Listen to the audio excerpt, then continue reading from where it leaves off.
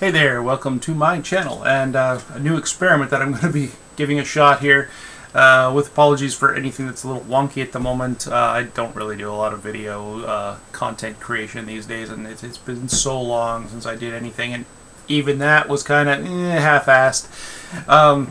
But my purpose here actually with using Zoom and its virtual backgrounds here is to kind of go through a bit of an experiment I want to try.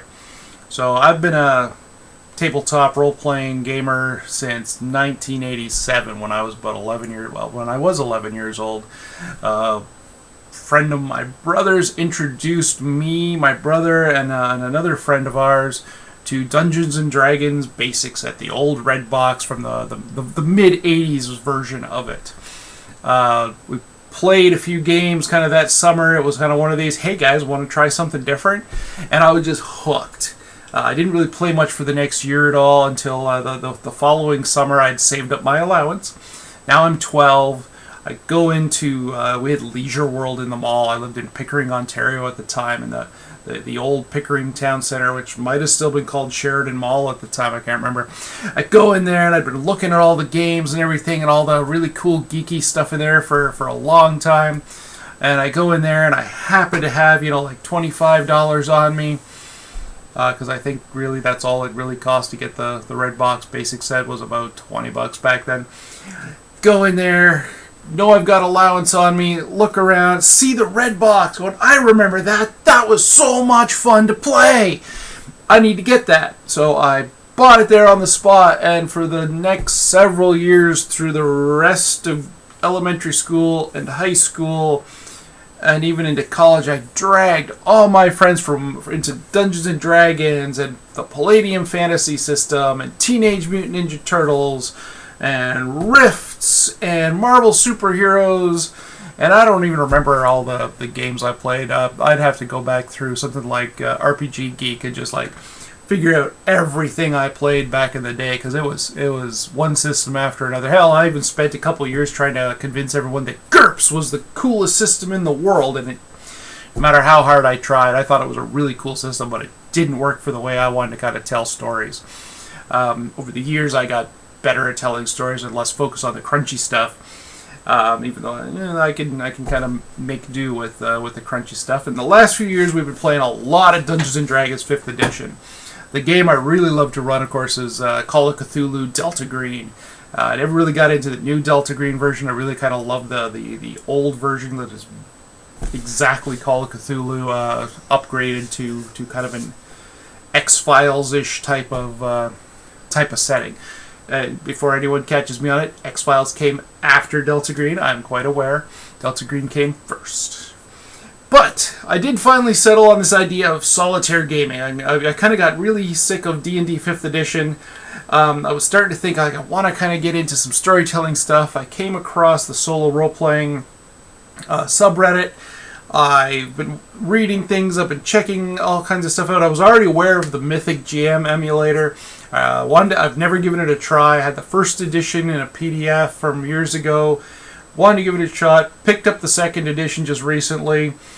Actually, I think I was on vacation and I made an order on my phone while I was doing it, which was not the easiest thing to do through DriveThruRPG, but I did it. And also ordered a softcover version of it as well.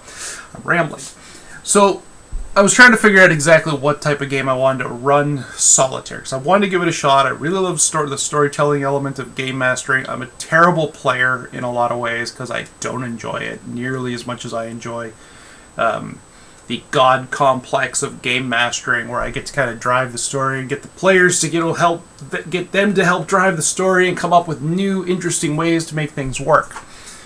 And there's all kinds of games out there that don't work for a lot of the gamers that I've played with, or just things that I think I'll be able to kind of like experiment with the game and the system a little bit more on a solitaire level. So I've been watching Me, Myself, and Die, the first season, where he uses Savage Worlds. A few years ago, we played some Savage Worlds with my group. We did a little bit of Savage Rifts, which was not as buggy maybe as the Palladium system, but the Palladium system was built to really kind of make Rifts work. Savage Rifts didn't work for us very well. I think there were just too many issues that I couldn't get past. We tried 50 Fathoms. I really loved the whole thing, kind of the concept of it. Didn't work with the group I was playing with and running for.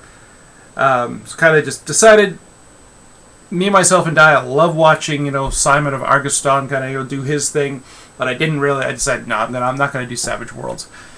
But there is one game recently that I tried to run for my group where I had some severe issues with, and I wanted another shot, and I wanted a more focused group to really kind of try to make this thing work. I ran a short-term campaign that ended after 11 sessions very prematurely, but this is the game. So, whoops, that's not really working so well, is it? Star Wars Edge of the Empire. Love the concept, love the narrative system. Of course, I grew up a Star Wars geek. I knew all about Star Wars before I'd even seen the movies, because my best friend as a little kid was a year older than me, and he saw Star Wars in the theater, and he saw Empire Strikes Back in the theater, and he knew everything about them. So he made me a Star Wars geek before I'd even seen the movies. Edge of the Empire is what I'm going to go with here.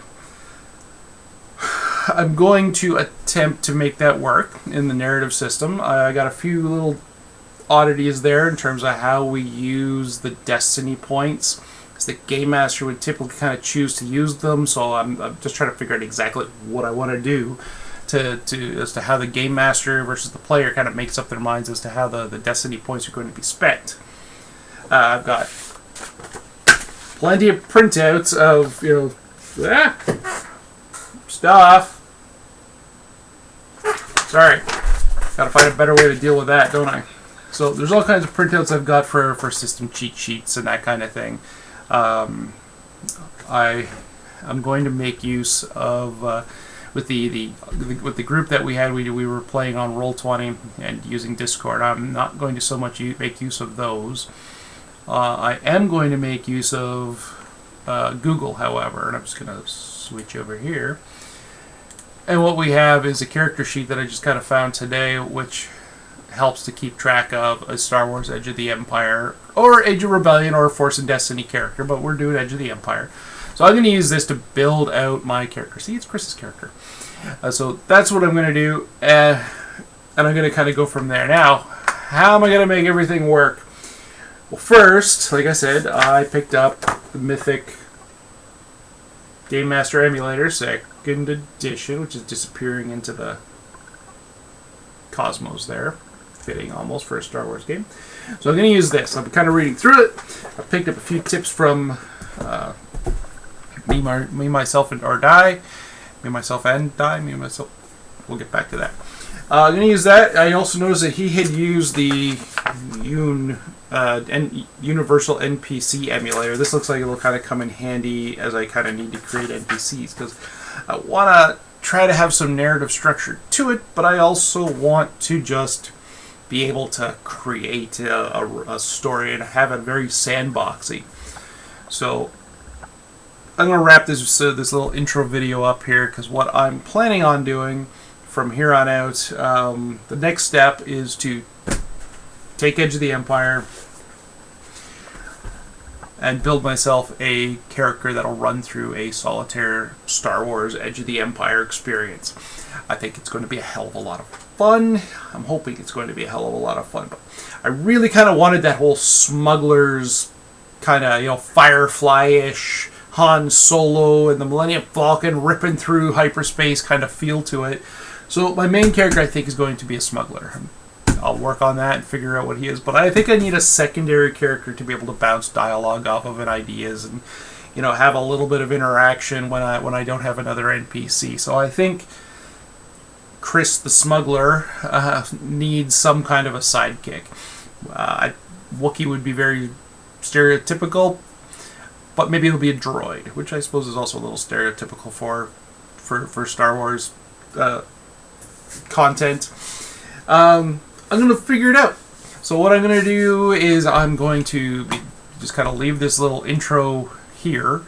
I am going to create a Star Wars Edge of the Empire character, and then I'll be back with the hopes of starting up either a short-term experiment, or possibly even a longer term campaign that I kind of run when I'm feeling very antisocial, or just kind of want to create something within that genre milieu kind of thing. So that is essentially what my big plan is here. I have rambled on a lot, and I'm going to probably end up uploading this to YouTube, but I don't know if I'm going to make it just a public link or leave it to something that somebody needs the direct link to. But so stay tuned if I haven't bored the shit out of you for post character creation, and I'll come back in a little while.